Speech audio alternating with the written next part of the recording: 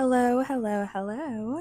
Welcome back to the A Concept You podcast, a space encouraging you to deepen your understanding of yourself, empowering you to become a better holistic you, and supporting your flow through life to help you bridge generational gaps. I am Makala Aayana, an artist, curator, and your host. Today, I want to talk to y'all about listening to your intuition and pivoting from what no longer serves you. Listening to your intuition, to your gut decisions can be both one of the most empowering things that you can possibly do, but it can also be one of the most difficult as well. It is about trusting yourself and your wisdom, and even in the case when you're going against societal norms or the expectations of other people in your life. So, we have a little bit to talk about. It has been raining quite a bit. One of the summer hurricanes are blowing through, and I don't know, I'm grateful for where I'm at because the rain is just honestly very gentle. It feels like a sense of calm, a sense of renewal, washing away the things that no longer serve me, the things that I no longer need. So there's a lot of symbolism in rain for me, and I'm just glad to be where I'm at right now. Let's just get into it. Intuition. You feel me? It rings. Intuition is your inner voice. It is the gut feeling that we all have when we're making an impulsive or a quick decision. It is a guidance that can help make decisions that are aligned with our truest selves. So not every decision, when you think about it, has to be made or is made from rational or super analytical thinking. Intuition is more instinctive and immediate. You immediately know what your response is. And that can guide us towards paths that resonate with our values, that resonate with our passions. So, question to you, when you're thinking about the choices that you make, have you noticed that you gravitate towards a certain something? Maybe that's a theme in your interests or the way that you think about something. That is you intuitively aligning your actions with your authentic self. When we listen to our intuition, we often find ourselves in situations that bring joy, that bring fulfillment, because your truth is and always has been within you. It is not something that you have to or should look for in outside sources. It's in you, just waiting for you to fully realize it. Think of all of the people whose stories you've heard where they're leaving their 9-to-5 and they're starting businesses and they feel called to do a particular thing. And when they do feel called, they answer that call. And they are met with, not immediately, but sometimes met with almost an awakening experience. Now, I'm not telling you to quit your job, not in this economy, but rather to give yourself the permission to wander, to listen to your inner voice, even if what you're hearing is unconventional, even if what you're hearing is going against the grain. You can never be sure where your intuition will lead you, but more often than not, it will be to a place where you are meant to be. And I can say that without a doubt. Sometimes when life gives us signs that it's time for change, it's not the easiest thing to listen to. You may have practical things that you have to consider, responsibilities, things that, you can't necessarily pick up and move away from. And I think that it's important to consider those things as well, that what you are doing, if you feel even the slightest bit unfulfilled, like you're going through the motions, you're just kind of doing things just because, or if you find yourself in a state of constantly being dissatisfied, or you're daydreaming about all of the different possibilities or all of the different places that you can be, I think that is a clear sign for you to try to consider what those things are.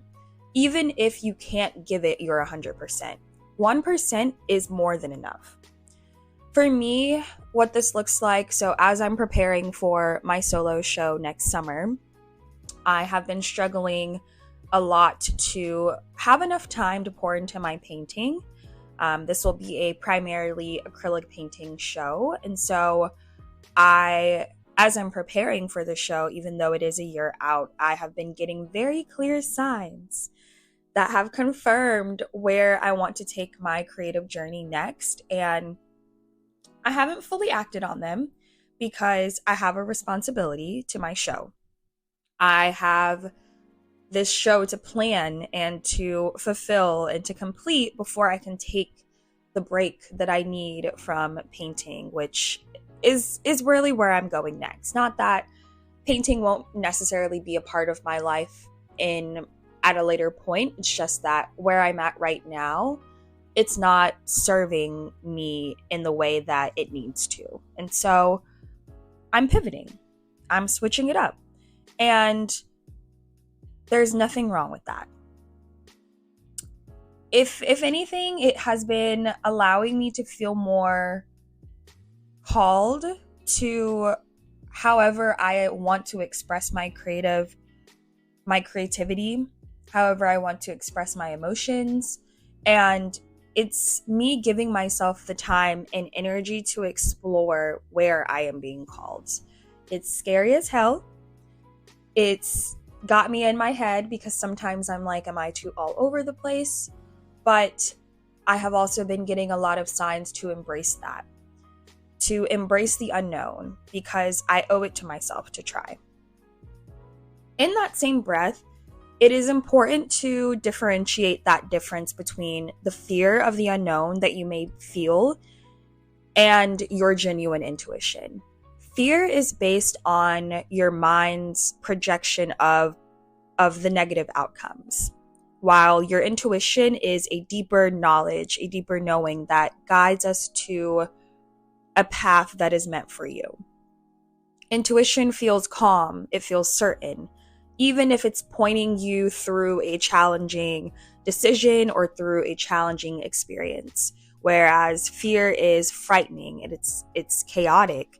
It is all over the place. So it's important to know the difference so that you can act accordingly. When it comes to switching your paths, it's never going to be straight away an easy thing. And I want to make sure I'm not getting that's not coming across as switching or listening to your intuition is like the easiest thing, because it's not.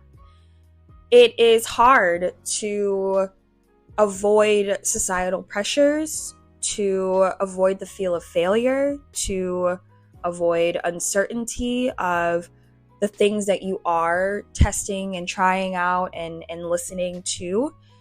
And people may question your decisions. People may think that they know what is best for you. You may worry about where the path that you are following will take you and what that future looks like. But there are a couple of things that I can give you that will help to kind of mitigate some of those challenges. Always, always, always, it's going to go back to the same thing. Your community, your supportive community, people who can listen to you and understand your goals and offer guidance and encouragement in the times where you can't give that to yourself. The next thing I can offer is research and preparation. Intuition, while it may be something that is kind of quick, it's a quick understanding, you don't have to act on it quickly. You can sit on it for a little bit, do a little research, figure out different things that other people have learned or experienced that can help you when it comes to actually acting on your intuition. It helps you to mitigate your fear, mitigate your uncertainty when you are educating yourself. The next thing I can offer you is to break it down into small, manageable steps. Processes, when you think of something as a whole picture, it can be extremely overwhelming, and you're probably like, how the hell am I going to do that? But when you break something down into smaller bite-sized pieces, it gives you a sense of being a lot less overwhelming, and it helps you build slow progress until you reach that goal. I talked a little bit about this in the last episode about betting on yourself, but breaking things down into the smallest possible chunk that you can manage where you are at right now is the best way to make that 1%, 2%, 3% progress and continue to grow until you realize that you've made more progress than you can even imagine. So give yourself the grace and take things one step at a time, one small step at a time. And the last thing that I can offer you, which may not be something that people always consider when thinking about their intuition, but is building a consistent routine.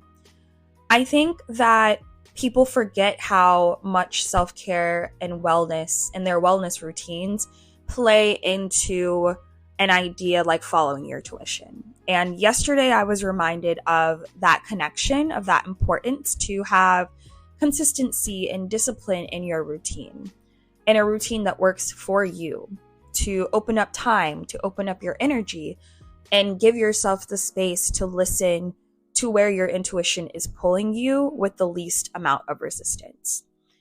If you've ever heard of the Creative Act and Rick Rubin, he is a creative mastermind, often working with artists in kind of the musical industry. At least that's kind of how I initially found him.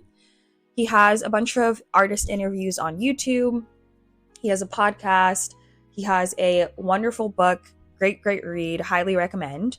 And yesterday he shared something on socials about the more set you are in your personal regimen, so your wellness routine, your self-care, the more freedom you have within that structure to express yourself. When you think about discipline, when you think about the things that you have to do to make sure you are good in a wellness capacity, it's not a lack of freedom. It is a harmonious relationship with time. Discipline is a harmonious relationship with time. And when he said that, I was just like, yeah, it really is. You pouring into yourself and having a consistent routine that caters to your basic needs gives you the freedom, gives you the time and the energy to pour into the other things that you want to explore. So this is a reminder to yourself. No, this is a reminder to myself and a reminder to you. I feel like everything I talk about on this podcast, at least in this season, has been just things that I need to hear. And, it just so happens to be in front of an audience. So this is a reminder to build a consistent routine that works for you so that you have the energy, so that you have the freedom to pour into and listen to your intuition.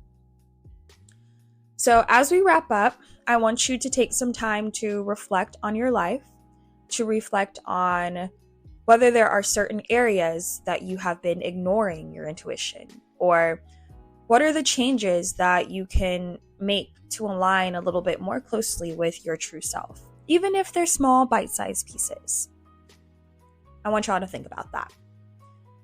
Thank you, as always, for tuning in today. I hope that this episode inspires you to embrace your journey, to embrace the trials and errors of self-discovery. I hope that you enjoyed this episode. And if you did, Feel free to check out our socials, engage with our podcast poll, and share it with someone who may need to hear it. As always, love you mucho, and I'll see you next time.